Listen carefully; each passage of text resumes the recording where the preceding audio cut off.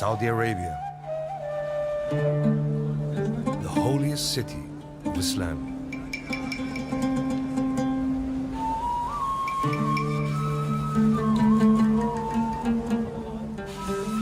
It was here, in the spring of the year 571, that Muhammad, the Prophet of Islam, was born into a family belonging to a tribe called Quraysh. قريش كانت قبيلة مقر لها الزعامة في الجزيرة العربية وخارج الجزيرة العربية. قريش كانت أهل التجارة والمعرفة في أحوال البلاد العربية. قريش كانت تعرف معظم الحكام بالأطراف. 61 years later, Muhammad died in Medina, the capital of the new Islamic State. And with his death came the problem of who should be his successor. One thing seemed clear. The new caliph had to come from the Prophet's tribe. لم يكن يصلح لهذه الفترة من القيادات العربية إلا قيادة قرشية. لكن هل يصلح أن يبقى هذا الشرط في عموم الزمان الإسلامي؟ هذا يختلف فيه المؤرخون، وإن كانت القرشية مطلوبة في طول التاريخ الإسلامي.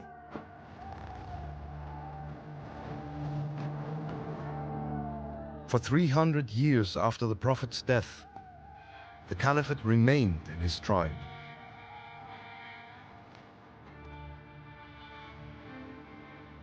But by the mid-10th century, the Muslim world had fractured, divided now between three caliphs, all three descendants of Quraysh.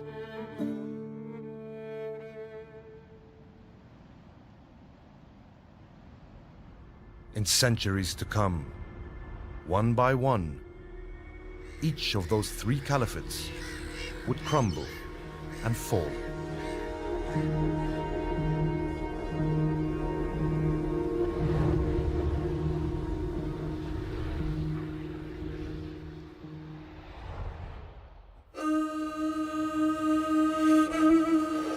Cordoba, Spain. Capital of the Andalusian Umayyad Caliphate. A distant remnant of the Umayyad dynasty that ruled from Damascus in the 7th and 8th century. The death of the second caliph, Al-Hakam, ushered in half a century of chaos among members of his family. In 1031, the 9th and last Umayyad Caliph, Hisham, was forced to step down. الأمر كان ضد مجرى التاريخ، ضد مسار التاريخ. كيف يعقل أنك منبوذ بين قوسين داخل محيطك الإسلامي وتسعى إلى إقامة دولة بديلة في نقطة نائية من الأرض هي بلاد الأندلس؟ فأنت لا يمكنك أن تساهم في التأصيل دينيا لمصداقية خطابك حول الخلافة، وسياسيا لا يمكنك أن تجمع كلمة المسلمين كلهم في كل نقاط الأرض تحت راية واحدة هي راية الخلافة الأموية.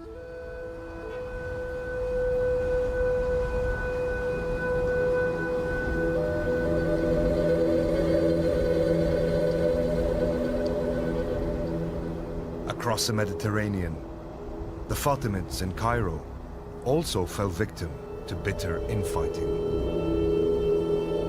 In 1021, the 6th Caliph, Al-Hakim, mysteriously disappeared in the Muqattam hills outside his capital. His death, almost certainly at the hands of his own family, would be the start of the Fatimids' long decline. From the late 11th century onward, the Fatimid Caliph is increasingly losing control of affairs, and that the political and military elites are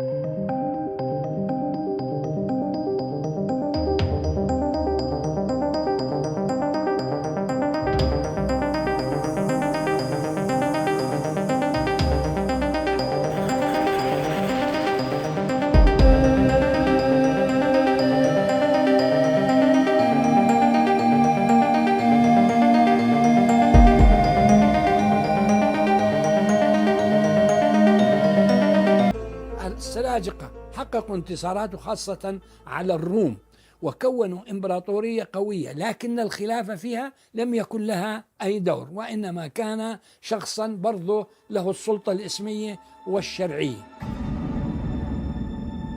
The Seljuk rulers were the first to take the title Sultan, an Arabic word meaning authority. And in the trials to come, the defenders of Islam would be sultans of non-Arab birth.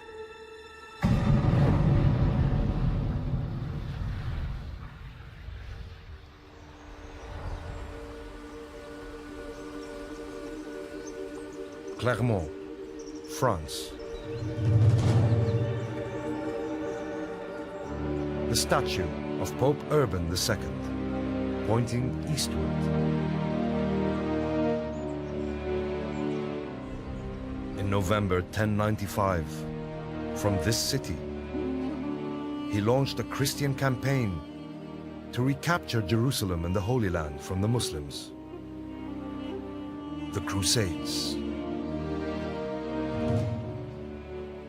Clermont was planned by the Pope to be an assembly where he reasserts his authority to declare war. In 1096, the Crusaders set out on an arduous overland eastward journey.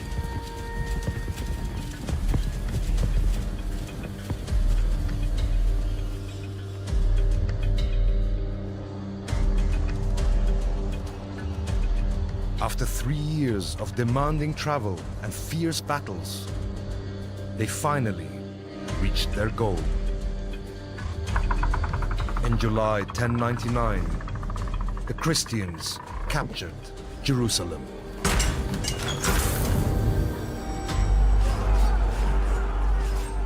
There's a major massacre.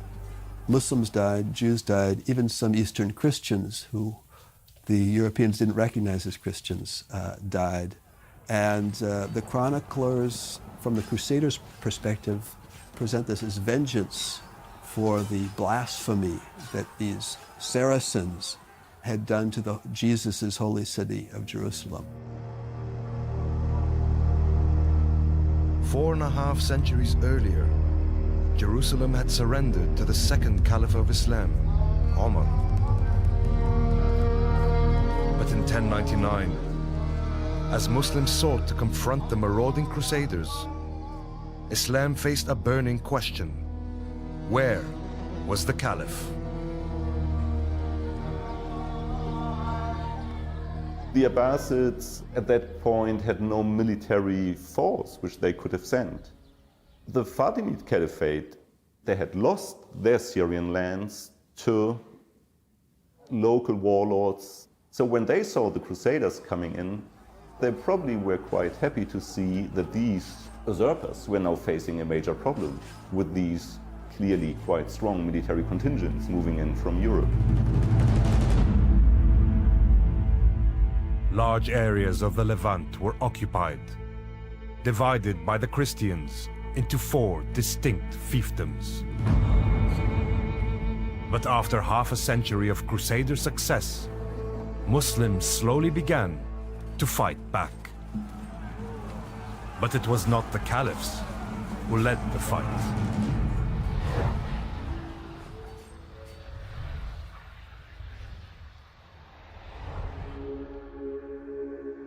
Damascus, Syria.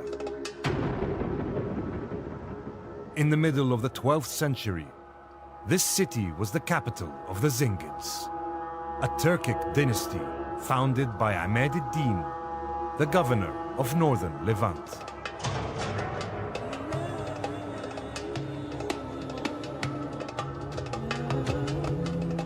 In 1144, he had secured the first Muslim victory against the Crusaders. وأول إمارة تحررت هي إمارة الرها. شعر المسلمون بهذا الانتصار أن بإمكان الأمة الإسلامية أن تقاوم، فكأنه أعطى أمل بأننا بإمكاننا أن نحرر أرضنا. In 1146, Nur ad-Din succeeded his father in the struggle against the Crusaders in the Levant. 2 decades later, he would be fighting them over another prize. هنا الصليبيون تحرشوا بمصر. طلب الحاكم الفاطمي من نور الدين زنكي أن يساعده في مواجهة الصليبيين، فأرسل له أسد الدين شيركو، وتعني كلمة شيركو في اللغة الكردية الأسد.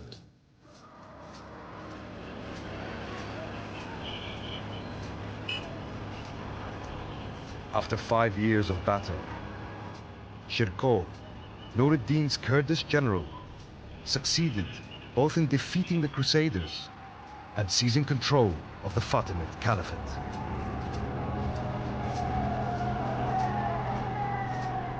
He was succeeded by his nephew, Salah ad-Din, the man known to the West as Saladin. Saladin started his political career as the wazir of the Fatimids, so he had to acknowledge the supremacy of the Fatimid Caliph for 2 years. But in 1171, Salah ad-Din switched his allegiance, bringing an end to 2.5 centuries of the Fatimid Caliphate, and declaring Egypt's loyalty to the Abbasid Caliph in Baghdad. Why Saladin did this is that most certainly Saladin had one problem, that he had no legitimacy. So the main selling point for Saladin throughout his career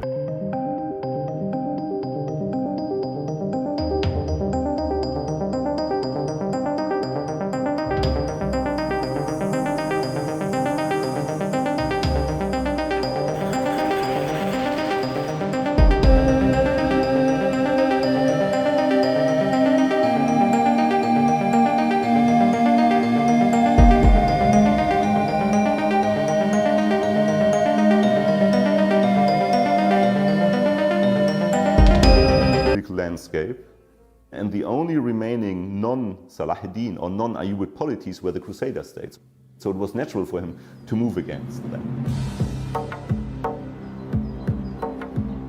In July 1187, here in northern Palestine, at a place known as the Horns of Hattin, Salah ad-Din's forces crushed the Crusaders.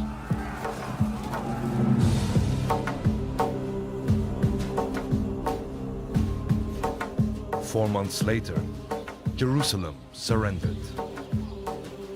This time, not to an Arab caliph, but to a Kurdish sultan. العبرة بالسلطان، مش عبرة كلمة خليفة وغير خليفة.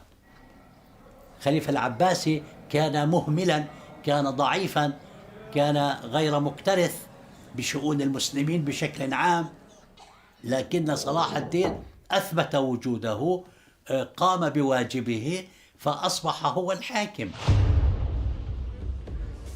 The defeat at Hattin was a turning point for the Crusaders. Driven back to a strip of Mediterranean coastline, they consolidated their position with massive castles at strategic points like Sidon in Lebanon.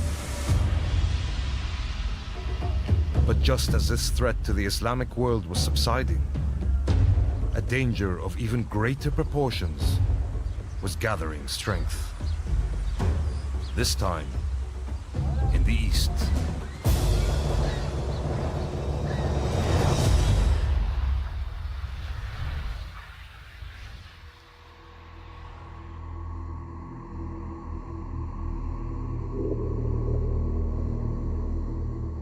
An ancient school in Baghdad, built by the Abbasid Caliph Al-Mustansir. It was part of a desperate effort to recapture the golden age of the early Abbasid Caliphate. In 1242, Al-Mustasim succeeded his father as the 37th Caliph. But he would soon face a new danger. the approaching Mongol hordes. The invasions by the Mongols overall was seen as a major turning point in Middle Eastern history. And when the Mongols came, there was a clear sense of the way of how things had been, they will not continue to be. In January 1258, the Mongols reached Baghdad. Within 2 weeks, the Abbasid capital had been brought to its knees.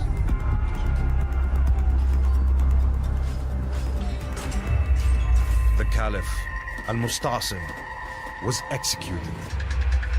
The great city reduced to ashes. A 500-year caliphate had come to an end.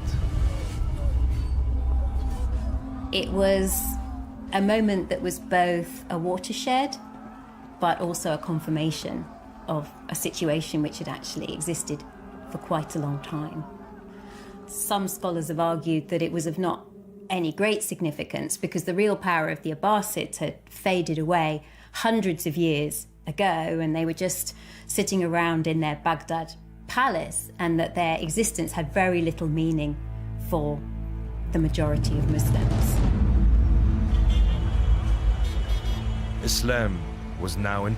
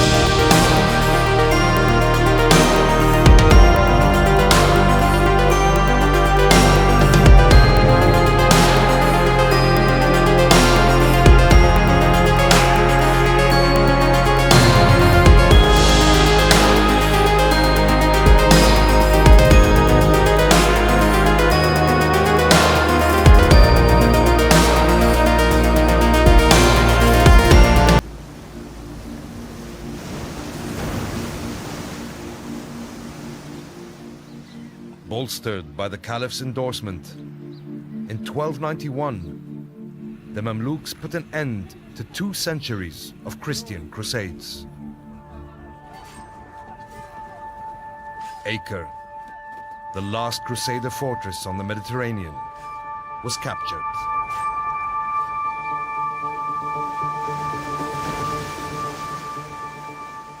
Meanwhile, in Anatolia, a new Muslim power was on the rise.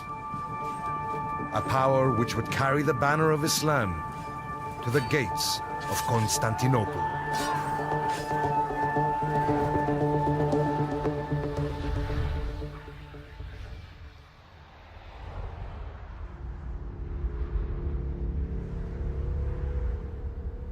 In 629, during the life of the Prophet Muhammad, the first ever battle between Muslims and Byzantines took place here in Mu'tah, southern Jordan. The fight ended with the Muslims defeated and their withdrawal to Medina. But the setback would be temporary. The great prize of Constantinople still beckoned. Zira İstanbul denildiğinde akla Peygamber Efendimiz ve onun meşhur fetih hadisi geliyor. لَتُفْتَحَنَّ الْقُسْطَنْتِنِيَّ وَلَنِيمَ الْاَمِيرِ اَمِيرُهَا وَلَنِيمَ الْجَيْشِ ذَٰلِكَ الْجَيْشِ. Bütün İslam hükümdarlarının temel gayesi İstanbul'u fetihti. If you read Arab geographers of the 10th and 11th century, Constantinople is described as the apple, the ultimate prize that someday Muslims will win. And often the taking of Constantinople is presented in almost apocalyptic terms as something that will bring on the final victory of Islam.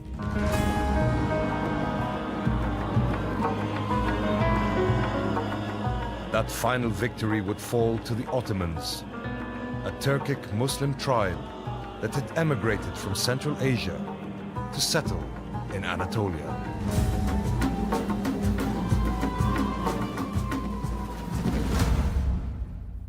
Fatih Sultan Mehmet'e geldiği zaman artık bütün şartlar maddi manevi ve Fatih Sultan Mehmet de bütün idealini İstanbul üzerine kurdu. Ve ya İstanbul beni alır ya ben İstanbul'u alırım.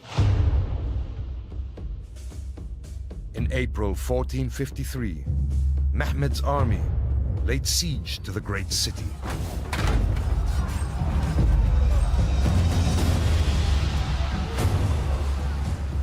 Seven weeks later, the Ottomans battled their way into Constantinople.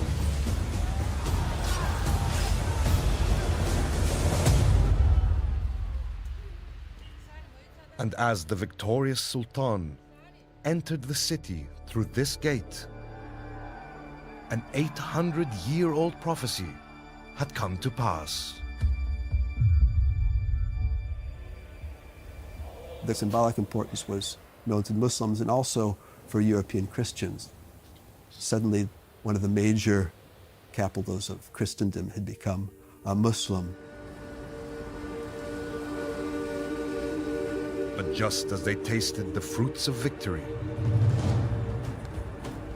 at the far end of the Mediterranean, 800 years of Muslim civilization was about to come crashing down.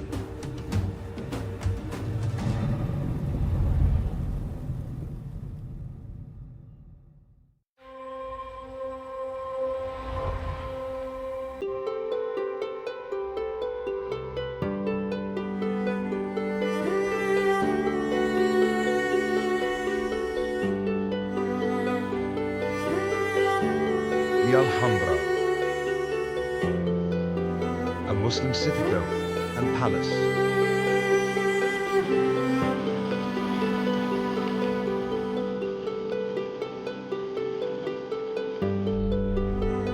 One of Spain's most famous monuments.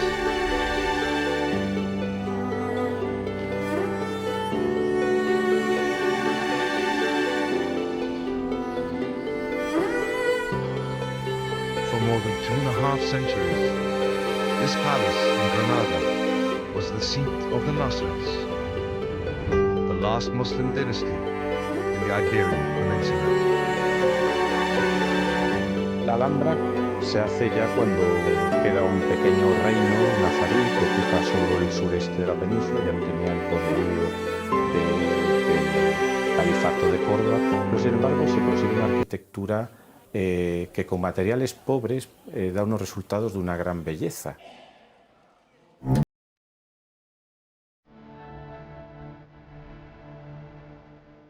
In the early 8th century, Muslims conquered most of the Iberian Peninsula, the province they called Andalusia.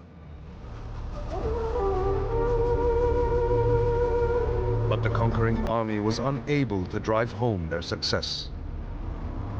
The remnants of the former rulers, the Visigoths, took shelter in the mountains in the north. هذه الغلطة غلطة عدم متابعة فلول القوط الغربيون في شمال إسبانيا. العرب لم يكونوا على دراية كاملة بتضاريس الغرب الإسلامي. The mountains of northern Spain would become the cradle of new Christian kingdoms.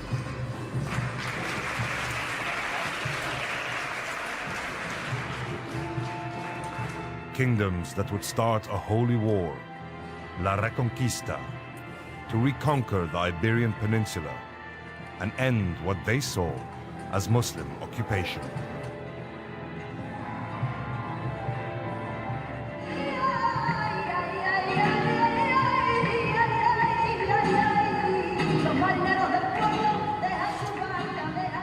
كانت هناك صحوة وكان هناك دعم ديني ورمزي للجيوش التي كانت تقاتل في إسبانيا، وكذلك كان الأندلس يعني ينخرها نوع من الفساد، نوع من العنصرية، نوع من الصراعات حول الحكم، نوع من الصراعات الإثنية.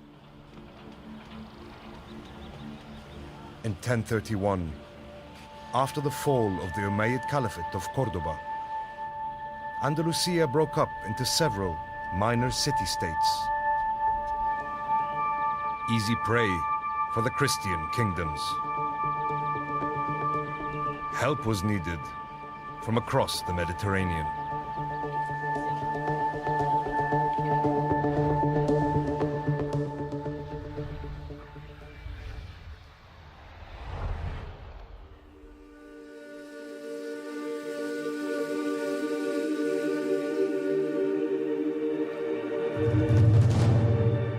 Marrakesh, Morocco. Founded in the 11th century as capital of the Moravids. This Berber dynasty and its successor, the Almohads, crossed the sea to Andalusia to confront the threat from the Spanish Christian kingdoms.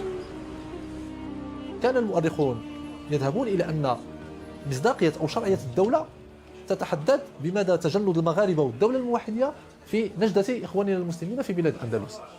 والسلطان أو الحاكم الذي لا يتحمل مسؤوليته الجهادية في الدفاع عن إخواننا في بلاد الأندلس تصبح شرعيته موضع تساؤل. For more than a century, the Reconquista was held at bay. Until the year 1212, when the Christian kingdoms of Castile, Navarre, Aragon and Portugal united against the Muwahids.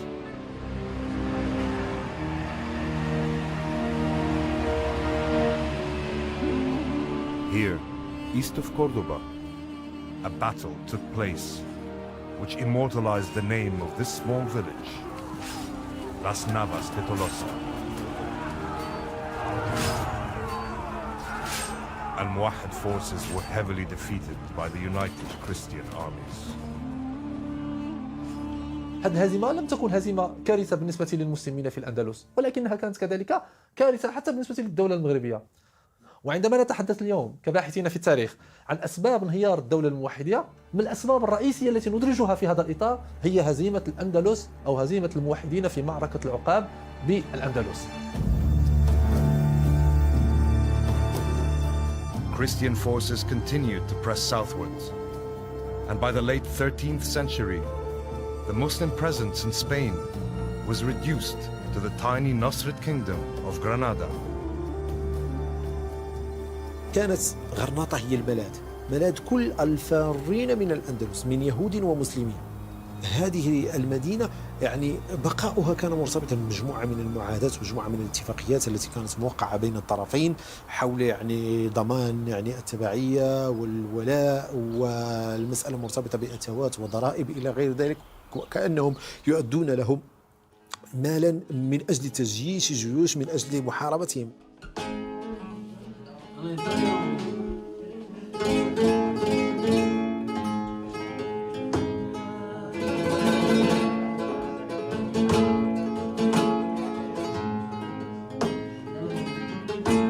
In 1491, the united armies of the two Christian monarchs, Queen Isabella of Castile and King Fernando of Aragon, laid siege to Granada. Muhammad XII, the Nasrid Sultan, sent a desperate request for help. But this time, there was no answer.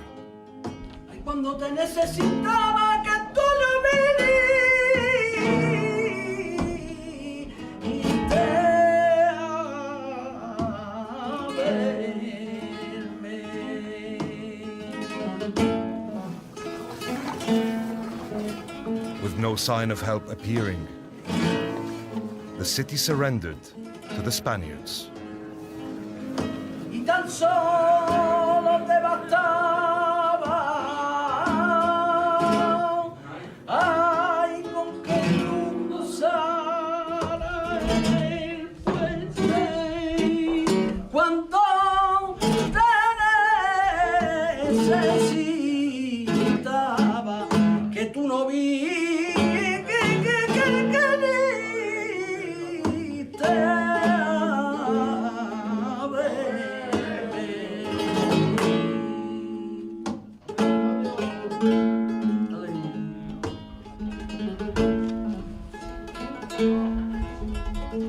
In January 1492,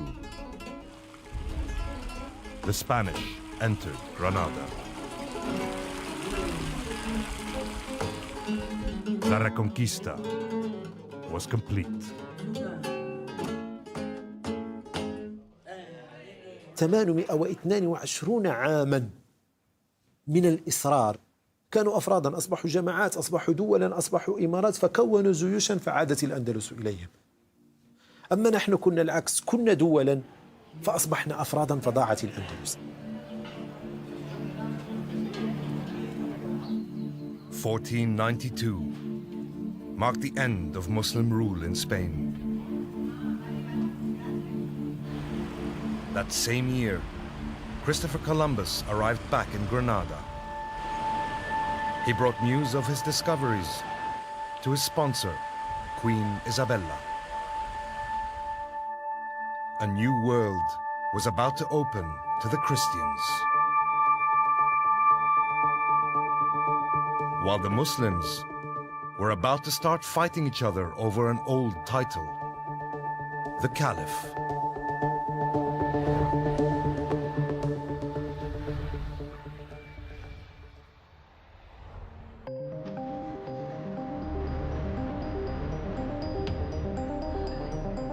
In 1453, Istanbul, no longer called Constantinople, was made capital of the Ottoman Empire.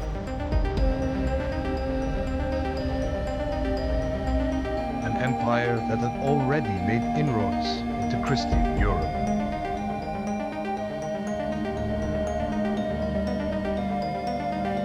But the Sultan, whose remains lay here in this mosque, had a different strategy.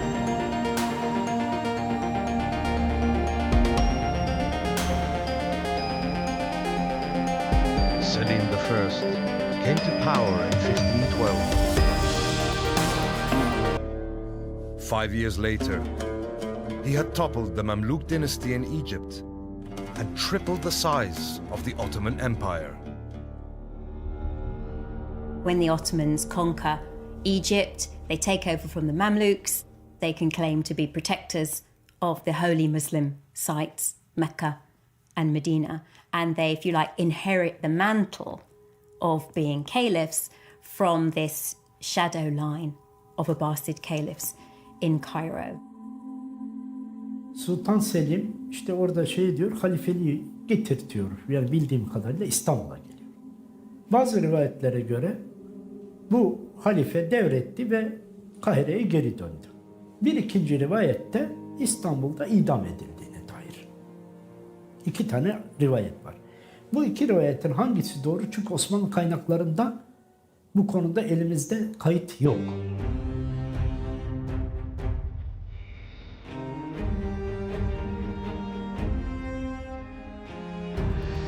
The Topkapi Palace,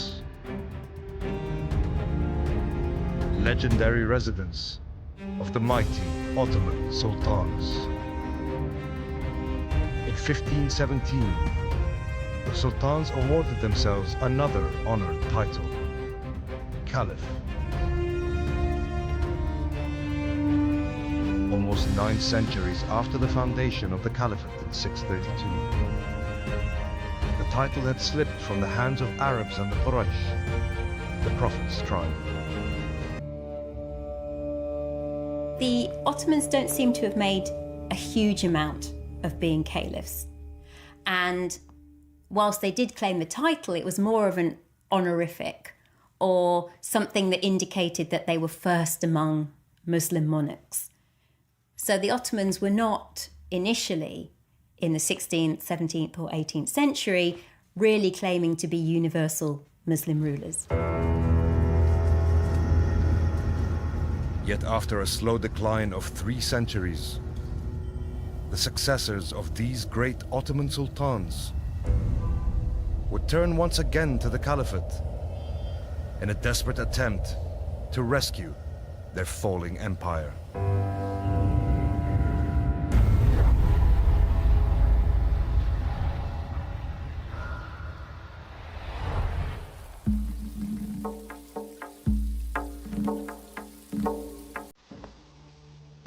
Yildiz Palace, Istanbul, the residence of Sultan Abdülhamid II, who came to the throne in 1876.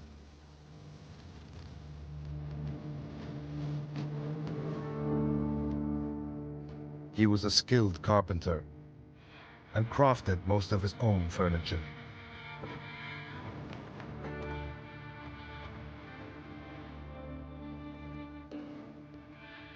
But as he chiseled and planed, the carpenter Sultan was contemplating the gradual loss of territories.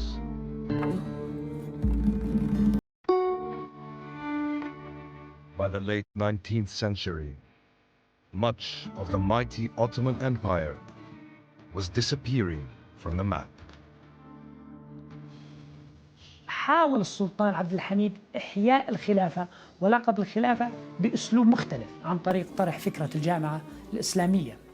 السلاطين العثمانيون متى لجأوا أو حاولوا أن يلجأوا إلى إعادة وإثارة فكرة إحياء الخلافة والخليفة عندما بدأت الدولة العثمانية تعاني، عندما بدأت تسقط منها كثير من البلاد.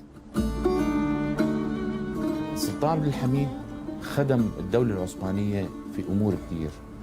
أكبر شيء سواه الخط الحديدي يلي بيطلع لغاية الحجاز، يعني للمدينة المنورة. كان بده كل الشعب العرب والإسلام يتماسكوا مع الخلافة.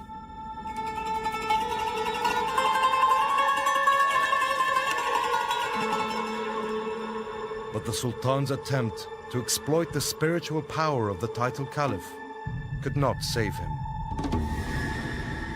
In 1909, Abdülhamid was deposed. Mehmed Rashad was installed as the 35th Sultan of the Ottoman state. And though his coronation was marked by lavish traditional festivals, in truth, he was powerless. 1909'dan itibaren Osmanlı Devleti değişti. Yani Osmanlı Devleti'ni artık padişahlar idare etmiyor, halife idare etmiyor. İttihat ve Terakki dediğimiz bir hükümet idare ediyor. Bir junta hükümeti idare ediyor.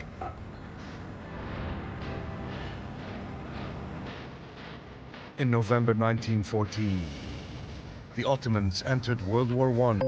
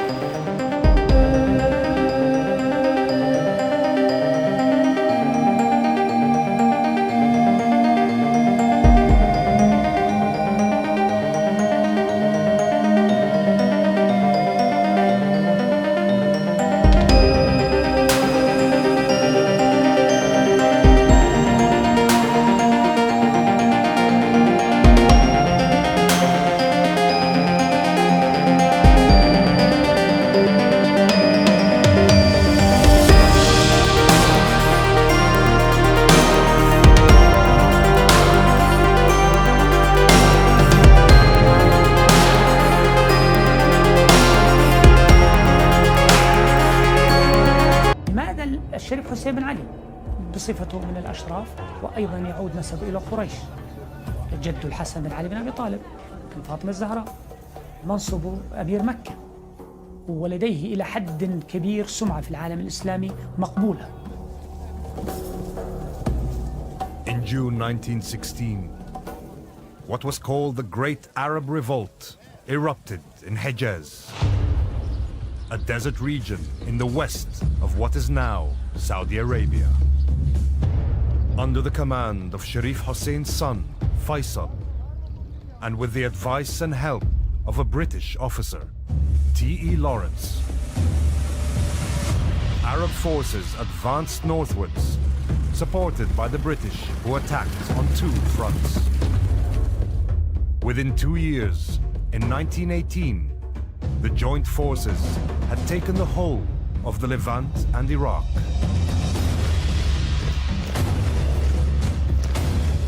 In October of that year, an armistice was concluded.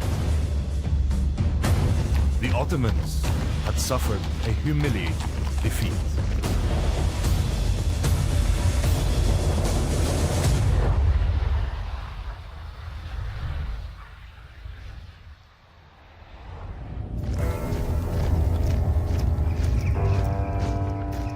In July 1918, 4 months before the end of World War I, a new sultan was proclaimed, Mehmed Wahid ad-Din.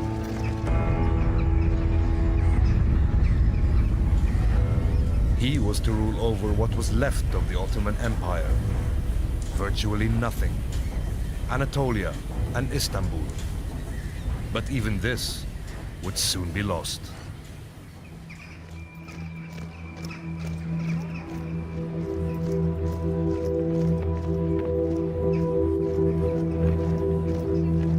Just 2 days after the end of the war, French and British troops marched in to occupy the Ottoman capital.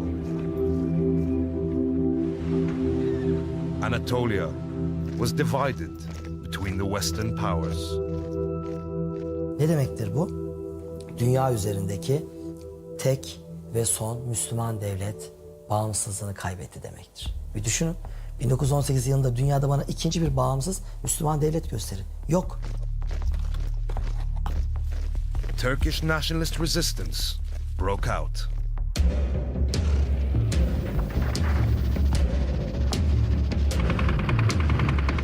After 3 years of bloody fighting, the Turks succeeded in liberating Anatolia.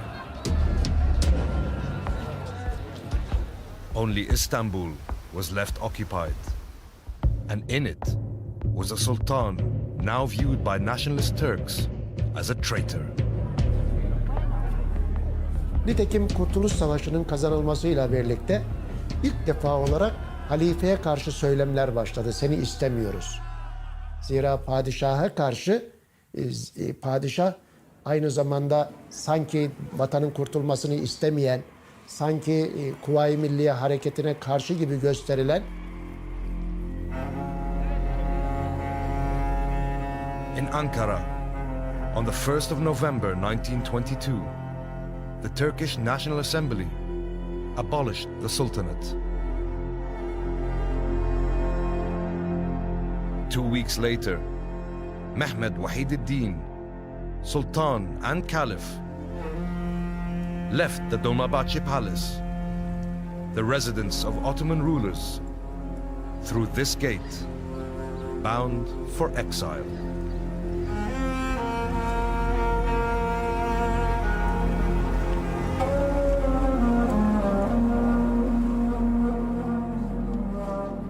Abdülmecid II was chosen to hold the now largely symbolic title, Caliph.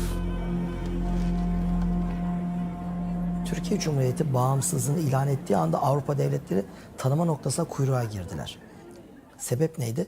Demek ki orada yapılmış bir takım anlaşmalar vardı. Bunlardan biri de halifeliğin kaldırılmasıydı. İslam dünyası derbeder olmalıydı, başıboş olmalıydı, her kafadan bir ses çıkmalıydı ve rahat yönetilebilmeliydi.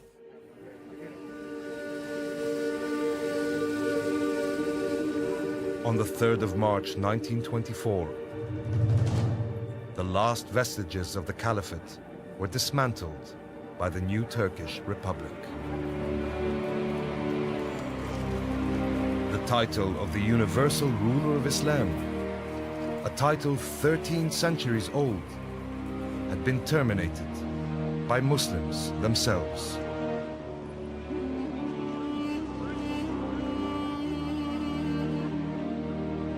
Abdülmecid, the last Ottoman Caliph, was sent into permanent exile. وبالتالي ماتت فكرة الخلافة وعاشت الدول الإسلامية منذ الربع الأول من القرن العشرين حتى الآن بمفهوم الدولة القطرية، والناس نسوا فكرة الخلافة ومنصب الخليفة، لم يذكرهم به إلا الفترة الحالية البغدادي ولم يتعاطفوا معه كثيرا. وإن إخوانكم المجاهدين. Tarih boyunca hem İslam dünyasında ben halifeyim diyen, önemli olan o vazifeye haiz olup olmadığı, o vazifenin yükünü kaldırıp kaldıramadığı. Yani işte Suriye'de etrafına topladığı İşte birkaç bin adamın başındaki biri kalkmış ben halifeyim demiş ya da bir başka yerden birisi. Bunlar bizi çok ilgilendirmiyor. The Caliph is meant to be a universal figure who draws support from the Muslim community as a whole. That is obviously not the case with Abu Bakr al-Baghdadi. The historical record also shows that when people can't gain broad-based consensus, their caliphate automatically becomes invalid. The caliphate is such an extraordinary entity. As an outsider, I wish that the Islamic worldwide community had somebody who could represent them in all their excellence, not traditions of political violence or civil war, but about the other side of Islam, which I'm afraid the West doesn't really understand.